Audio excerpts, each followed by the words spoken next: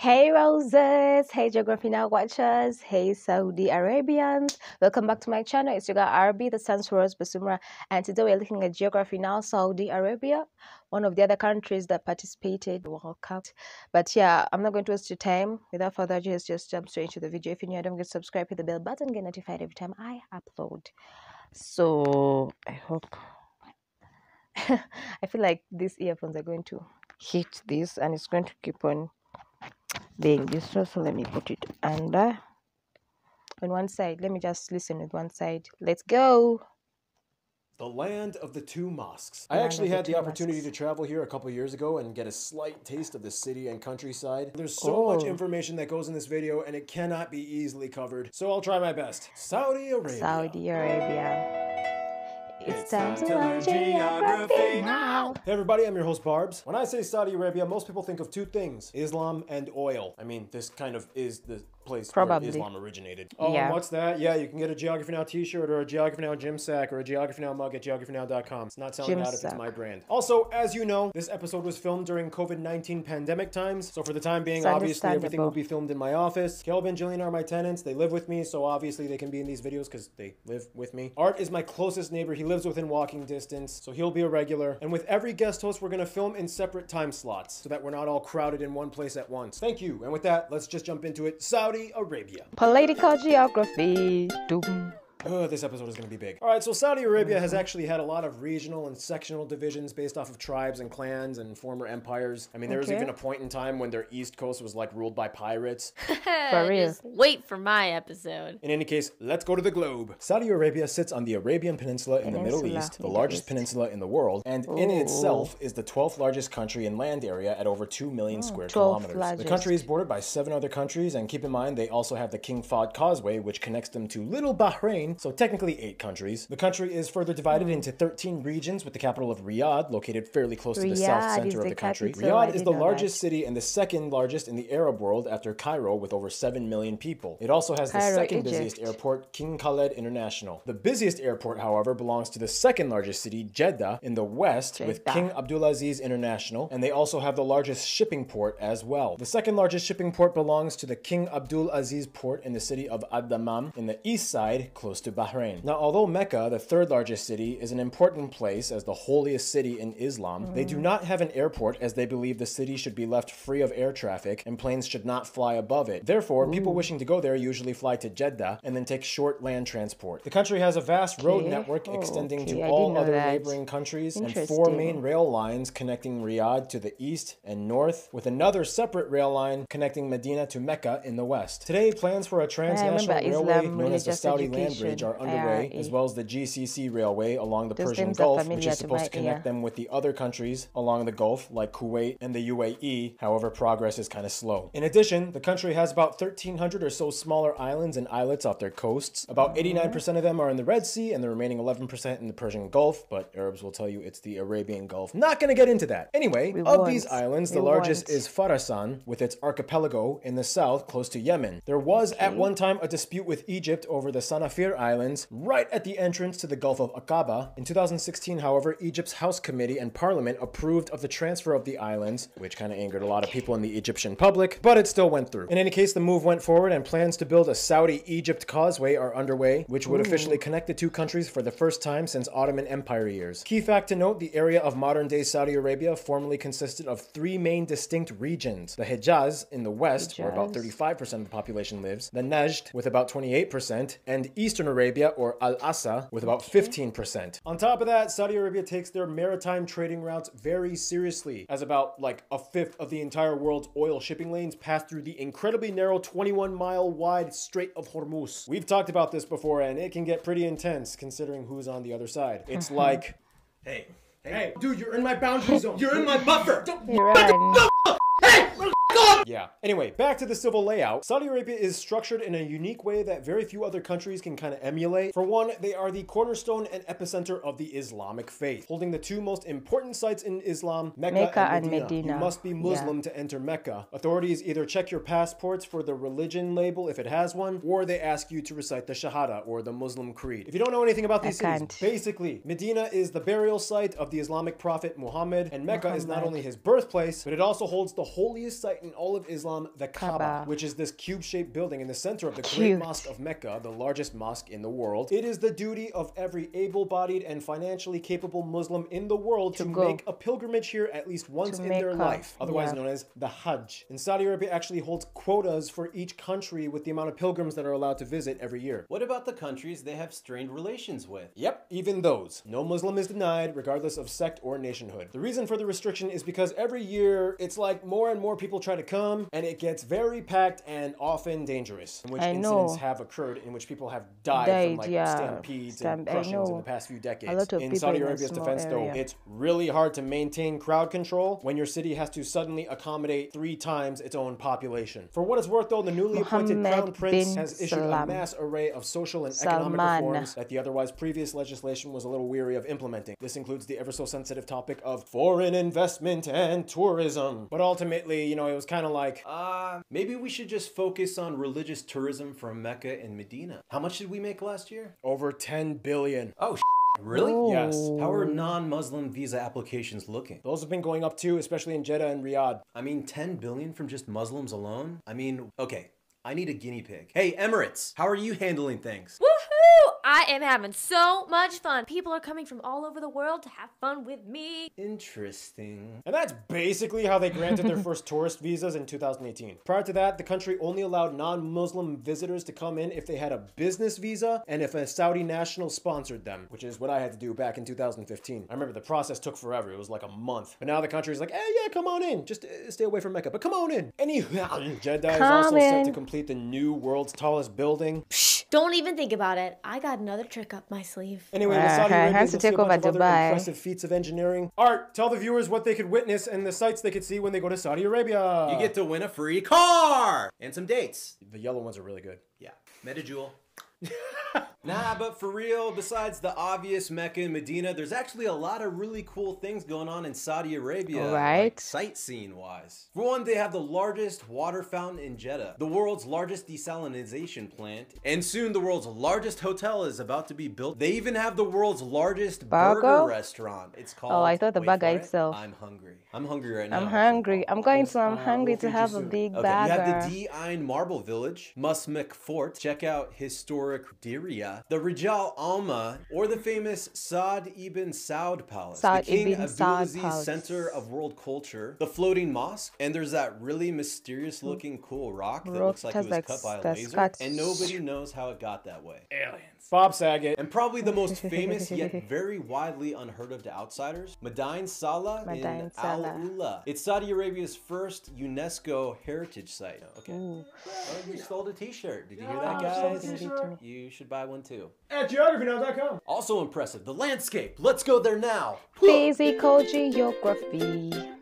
Now, we all know on the surface, Saudi Arabia is quite the dry country. Even looking at it from space, you're like, yeah, lots of beige and brown sand and rocks. But you know, if you look closer, you know, the desert has a lot of different types of cool sands and rocks. It's more fascinating than you think. First of all, the country sits on its own entire tectonic plate, known as the Arabian Plate. The rifts on the edges of this plate are essentially what form the Red Sea and the Persian Gulf, as well as the Anatolian Highlands and the Zagros Mountains in Iran. The country is primarily characterized by the Arabian Desert, the 5th largest in the world, and the largest in Asia. It makes up about 90% of the land and is roughly broken into 3 separate sand deserts and 2 rocky highland deserts. The 3 sand deserts are the An-Nafud in the north, the Andana in the east, and the Rub al-Khali in the south, which is the world's largest continuous sand desert. And it also has the highest sand dune in the world, Ramlat Jidila, at about 455 meters. These deserts shield the central Nejd highlands as well as the Hejaz mountain chain in the west. The southwestern section of the Hejaz mountains, known as the Tihama, are the most lush and green areas of Saudi Arabia. This is where the majority of Saudi Arabia's agriculture sector can be found, as the climate and mountains collect more moisture influenced by the jet streams carried by the monsoons from the Indian Ocean. Some of them even have snow caps in the winter seasons, like the tallest peak of the country, which is also in this region, Jabal Sada, at about 3,000 meters tall. The interesting thing, though, is that Saudi Arabia is officially the largest country in the world without any permanent rivers. They do, however, have wadis, or seasonal riverbeds, that flow on occasion and dry up in the warmer parts of the year. The longest wadi being Wadi al-Ruma in the Nejd Plateau flowing from Jibal al-Abayad, or the White Mountain, near Medina, all the way to Buraida. For other water sources though, the country does have quite a few oases speckled throughout the deserts, the largest one being the Al-Hassa Oasis in the east by the town of Al-Hufuf, further fed by the twins, the larger one Lake Asfar and Lake Hubail, the largest lakes in the country. Finally, it's important to note that the flatter eastern section of the country is rich in hydrocarbon resources, and it is essentially the economic backbone that props up much of the country's export revenue sector. On back to the southern green stuff, yeah, seriously, you'd almost assume it was like another planet with pristine spectacles of life amidst the granite and sandstone outcroppings. These are some really cool clips from my homegirl Ava, who is a travel YouTuber. Check out her channel. Whew, all right, now it is time for my triple shot of espresso break, which means now Noah takes over for the rest of this segment.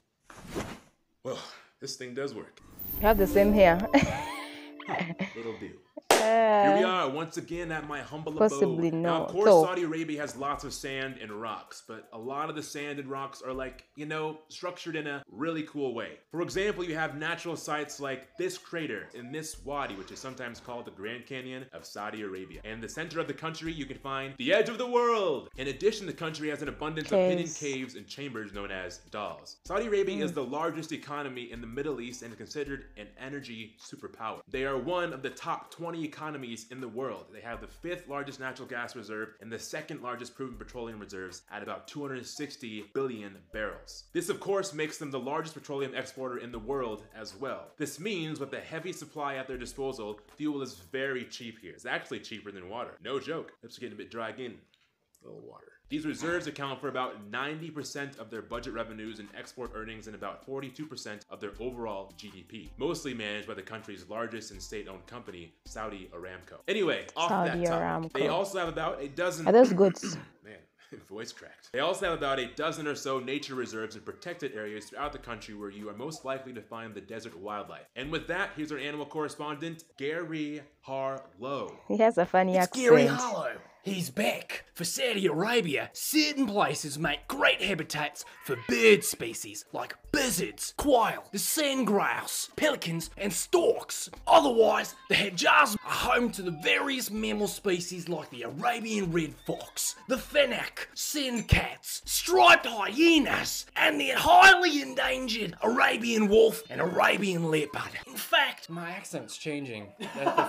Also, the iconic mammal of many Arabian countries, the Arabian oryx, was hunted to extinction, but later reintroduced through a breeding program in Phoenix, Arizona. Since then, Arabian ostriches and gazelles have also been reintroduced as well. Oh, and one more last thing. Saudi Arabia has the world's largest camel market, and the funny thing is, many of their camels are actually imported from Australia. Right, that means that I'm out. Back to you, Noah.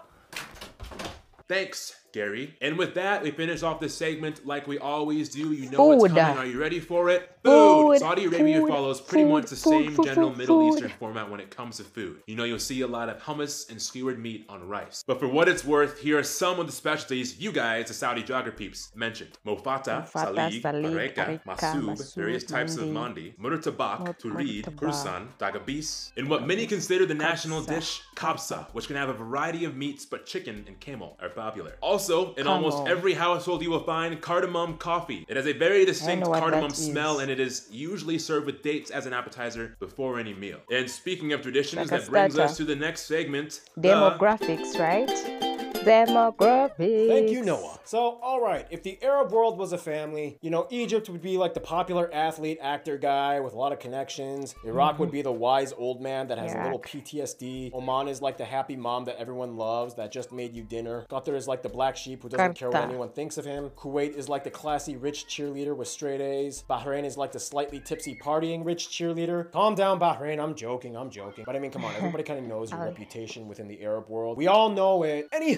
Saudi Arabia and its people are well known throughout the world. We'll break it down in a bit. But first, the graph. Saudi Arabia has about 35 million people, and over half of the population is under 25 years old, and about 80% of the country is urban. The country is about 90% Arab in ethnicity and background, and 10% other groups, mostly from Africa and Asia. However, it's important to note that numbers and statistics often may conflict from varying sources, but the average general estimation is that actual Saudi citizens in themselves only make up about 60% of the country, and the remaining 40% 20% are expats from abroad. The largest groups of expats coming from countries like India, Pakistan, Syria, Bangladesh, and the Philippines, and a small community of about 100,000 Westerners, mostly from Europe and the Americas. Saudi Arabia uses the Saudi Riyal as their currency. They use the types A, B, G, and F plug outlets, and they drive on the right side of the road. The official language, of course, is Arabic, and it is also the original language of the Quran, and thus it is considered the only pure and trusted form of the Quran to be written in. Keep in mind, English is also widely spoken in Saudi Arabia. I mean, the British did kind of play a big role in their history. Former colony? Former protectorate, not colony. Now, if you're going to address the social structure of Saudi Arabia, it kind of boils down to two main groups that run the show: the royal family and the al-Sheikh family. In the shortest way I can summarize it, the royal family kind of runs the government, and the al-Sheikh family kind of facilitates religion, as the country is a theocracy. To put it simply, the House of Saud is the largest royal family on earth, with an estimated number around 20,000-ish members. They're spread across all the regions, but most of the power and influence lies in about 2,000 of them. And they are all descendants of Muhammad ibn Saud, the founder of the Saud dynasty back in the 18th century. The House of Saud didn't officially take over until the 1930s, though. Prior to that, they had two other eras of control, and it kind of went down like this.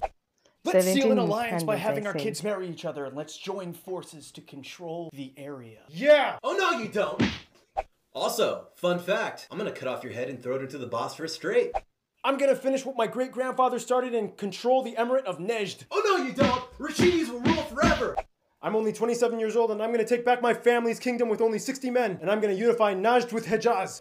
Oh, shit, that actually worked. And whoa, there's oil here. I want to unify all Arabs, and I believe the oil in Saudi Arabia should belong to all Arabs. Whoa, whoa, whoa, whoa, whoa. I didn't sign up for that. Yeah, Egypt had a lot of interesting ideas back in the 60s. Anyway, for religion, the Wahhabi religious movement within Sunni Islam has been described, with debate, as the prominent feature of Saudi culture. I'm not here to eviscerate the inner doctrinal complexities of Wahhabi, or as locals call it, Salafi doctrine, but basically adherents claim that it is very fundamentalist, conservative, and Puritan. Somewhere around 75 to 85% of the country are Sunni Muslims, and 10 to 15 are mostly Shia, living in the east and south borders by Yemen. All citizens are required to be Muslim, and all open practice of other religions of any kind are restricted. Keep in mind, non-Muslims do live in Saudi Arabia, like, you know, they got a lot of Filipino expats that are Christian, or Hindus from India, but you know, everything has to be kind of like discreet.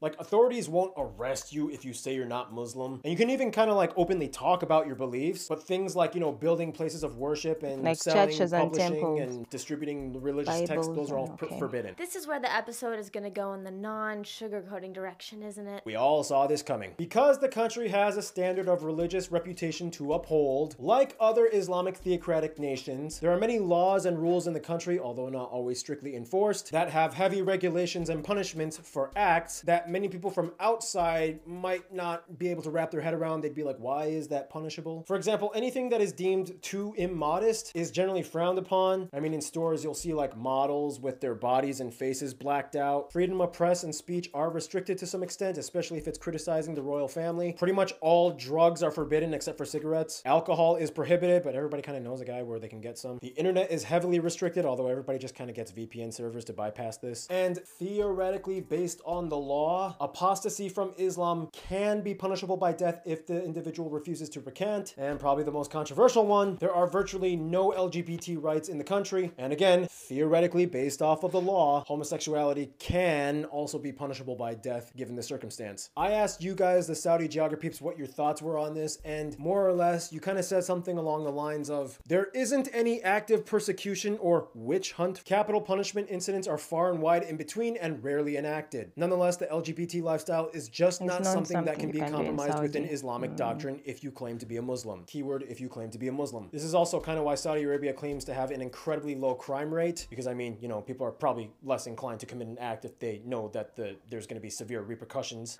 Like death. But yeah, anyway, bouncing off of that topic, after the hydrocarbon industry, Saudi Arabia prospers a lot from the service sector driven by expats. And with that, here's Art to explain. If you rub it more than 3 times, that's playing with it. Your wish is my command. I needed a laugh. It was serious studying, but I needed a break. I might leave that in the video. As we already mentioned in the Qatar episode, Saudi Arabia is another country that has the often criticized kafala system. We won't get too much into it, but basically the entire legal resident status of a migrant falls within the jurisdiction of the employer. Almost all construction, maintenance, and blue-collar services are done by expats. Nonetheless, to ensure revenue circulates back to their own state, the Ministry of Labor and Social Development issued the Nitakat policy in 2011. This policy requires Saudi private sector firms to meet specific employment quotas for Saudi nationals over expats. Companies that fail to hire enough Saudi nationals risk losing government contracts. This has been quite frustrating for certain businesses, as most Saudis are unwilling to take service and manual labor jobs and are often not educated in technical jobs that are usually assigned to expats. Sometimes companies just bite the bullet and it's like, okay, are you Saudi? Yes. Why do you want the job? Can you do the job? Probably not. Can you at least show up? If I feel like it. Shit. You're hired. On top of that, there are no income taxes in Saudi Arabia, but they do give 10% of their salary monthly for pension plans. Thank you, Art. And finally, one issue that seems to be misconstrued a lot, the role of women in Saudi Arabia. I don't know, Hannah, you're a woman, you take this part. Hannah, explain, what's the women's situation in Saudi Arabia right now? Oh, well, let me tell you. Well, for one, unlike before, no, women do not need the approval or permission of a man to get permits, certificates, paperwork, or for travel. And yes, since 2017, women now have the right to drive cars. Saudi women also for the first time took part in the Olympics. They are not required to wear hijabs, and you will see uncovered heads. The women actually outnumber men in enrollment in universities up to 60%. So overall, things are changing. Nonetheless, in public, sometimes you will see gender-specific segregation for men and then a different part for women and children. Thank you, Hannah. We'll get back to you in a second. Nonetheless, there's also social benefits like free Medicare and free education if you get accepted into a university. So it's weird. It's kind of like a heavily religious land with somewhat austere limiting policies, polished with a shiny, tech-laden exterior. That's basically Saudi Arabia today. Anyway, I've been talking for a while. It's time to take another triple shot of espresso break. And with that, here's culture stuff with Random Hannah. Saudi Arabia is essentially the cradle of Arabism, and it goes back a millennia. Prior to the rise of Islam in the 7th century, the entire peninsula was subject to a multitude of Arab tribes, clans, and smaller kingdoms. Originally, Arab clans practiced various forms of paganism and polytheistic beliefs before Islam. These ancient kingdoms and civilizations influenced a set of folklore, legends, and tradition, like the legend of Ali Baba and 40 Thieves, Sinbad the Sailor, and yes, even Aladdin. There's a ton of scary legendary creatures like the Nas that has only half a body, Bint al-Harsa, whose lips are sewn shut. She tickles men to death. That is terrifying. Poetry is taken very seriously and is a national pastime. They even have poetry competitions on TV with prizes of over $1 million.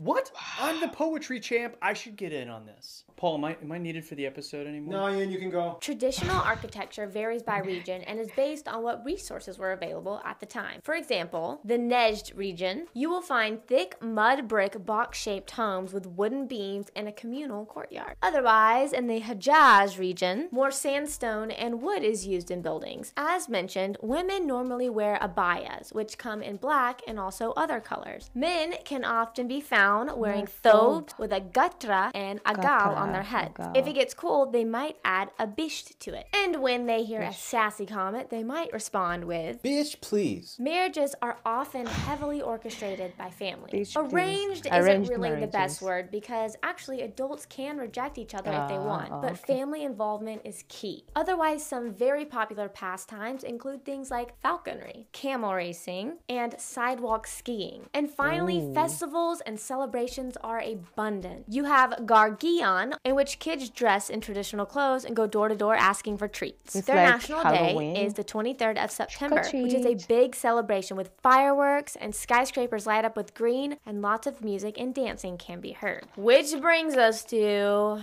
Keith, the rivalry continues. so just so you guys know, Rush is my favorite band. I've probably said about this about 10,000 million times. That's we've had it every time. In Saudi Arabia, let alone the Arab world, music has always been an integral part of their culture. Each region kind of has their own specialty, but the most popular one considered the national dance would be the Al-Arda, done with swords and drums. It's pretty cool looking. Otherwise, Saudi Arabia has a thriving kind of contemporary music scene-ish. EDM, there's some metal bands. It always kind of teeters on the edge of, is it okay with the government or not? So for instance, like Al Namrud, they're a black metal band out of Saudi Arabia. But they have to live a life in secrecy because due to the lyrical content and for the music, basically, they can't be known who they are or whatever. Their musical is punishable. How much more black metal can you get than that? You also have the all-female band, The Accolades. So, as you can imagine, it's a very controversial band. The band's first single, Pinocchio, has become an underground hit with 250,000 downloads from the group's page on MySpace. I totally forgot about MySpace. I wonder where Tom is now. Do you guys remember Tom? That's all I got you guys today. It was in my time. Thank you, Keith. And now it's time for the briefly condensed history and famous people segment. Neolithic period, animal domestication, Ubaid period, pre-Islamic kingdoms, rise of Islam, Rashidun Caliphate, Umayyad Caliphate, Abbasid Caliphate, Fatimid Caliphate, splits off into tribal traditional rule in the Sharif of Mecca, clashes with the Persians, Ottoman rule, the first and second states of Saudi rule, unification and establishment of the kingdom, oil discovered, Gulf War tension, Cold War with Iran, 2030 vision, and here we are today. For famous people, I'm just gonna briefly summarize it. Pretty much all the former kings and some of the royal family members, these actors, these football/soccer players, these singers, and some notable Saudi females include these people as well. All right, and with that, let's find out who Saudi Arabia interacts with across the world. Friend zone, go. Now, Saudi Arabia is a country everybody is paying attention to, so naturally, they play a big, important geopolitical role on the world stage. For one, in a sense, all Arabic-speaking countries and Muslim-majority countries have some kind of tie to Saudi Arabia. Indonesia and Pakistan are probably the closest allies in Asia. Pakistan is often called the closest non-Arab ally, as they have shared bilateral relations since the country's inception in 1947. Since then, they've shared military alliances. Saudi Arabia has invested heavily in Pakistan's infrastructure. They even funded the construction of the biggest mosque in Pakistan, which they named after King Faisal. Pakistanis can easily obtain business permits in Saudi Arabia, and Pakistanis provide assistance in the fields of technology and science. They even decreed a week-long mourning period when King Fahd passed away in 2005. Indonesia is important as they are the largest Muslim nation on earth, population-wise, and have the largest number quota of pilgrims for Hajj every year. Trade is crucial between them, especially in the petroleum industry, and today there are over 1 million Indonesian expats living in Saudi Arabia. The USA and UK are probably the closest Western allies, as Saudi Arabia was once a protectorate of the UK that worked side by side against the Ottoman Empire. Today, over 200 joint ventures exist between them worth billions, and over 30,000 British nationals live and work in the country. The USA was also one of the first countries to recognize them after the Saudi family took over, and US President Franklin Roosevelt personally even met the king to establish future relations. Today, the two countries have a mutual defense agreement that involves operations and training for the Saudi military. Trade is huge between the two, and many Saudi nationals study abroad in the USA or the UK, especially members of the royal family. Tensions were a little strained after the 9/11 attacks, in which it was revealed that 15 of the 19 hijackers were Saudi nationals. And even though Saudi Arabia publicly denounced the act and stripped the Taliban members of their Saudi citizenship, including Osama bin Laden, as well as helping against the fight against terrorism, the stigma slightly stuck to the American public. Nonetheless, relations are still relatively strong today. Jordan is kind of like the sidekick of Saudi Arabia. The two get along very well. At first, it was a little tense though, because, you know, Saudis were kind of responsible for ending the Hashemite kingdom's rule over the Hejaz region. But that's not really an issue they bring up anymore. When it comes to their best friends, however, most Saudis I've talked to have said probably their fellow GCC countries, the Emirates, Bahrain, and Kuwait. Kuwait has a heartfelt place in the minds of Saudis. They protected the House of Saud when they were in exile from the Rashid dynasty, and Saudi Arabia gave refuge to some of the Kuwaiti royal family during the Gulf War, and they participated in the fighting against Saddam's Iraqi forces from taking over. Bahrain, as we mentioned, is basically Saudi Arabia's hot girlfriend that he absolutely loves to visit and party with. Bahrain is essentially where Saudis go to get away from the strict life of being a Saudi. The two have had virtually no controversies. The royal families love visiting each other, and they have cooperated on almost every single diplomatic measure since each country's beginning. The UAE is the fun brother that, like Bahrain, they love to hang with. Saudi Arabia also kind of likes to observe the UAE like an experiment, so they can take notes on which practices they can implement in their own social structure for future development. For what it's worth though, when a Saudi and Emirati or Bahraini meet, they don't even feel a sense of nationhood, they just feel a welcomed kinship. Oh, and of course, everyone loves Oman, can't forget about them. Oman is like the loving grandma nobody disrespects. In conclusion, Saudi Arabia is today faced with a unique situation in which they kind of have to find a way to like coalesce Islam and Arab tradition with advancements and ideas that sometimes bring a little bit of a challenge to Islam and Arab tradition. They are a Quran wrapped in steel and concrete, covered in a bisht, hidden in the ancient sands of the 21st century. Stay tuned, Senegal is coming up next. Oh well. Oh well. Okay, I got to know a lot. Most times when I would think of Saudi Arabia, I'd be thinking of like Saddam Hussein, you know, those things, eh?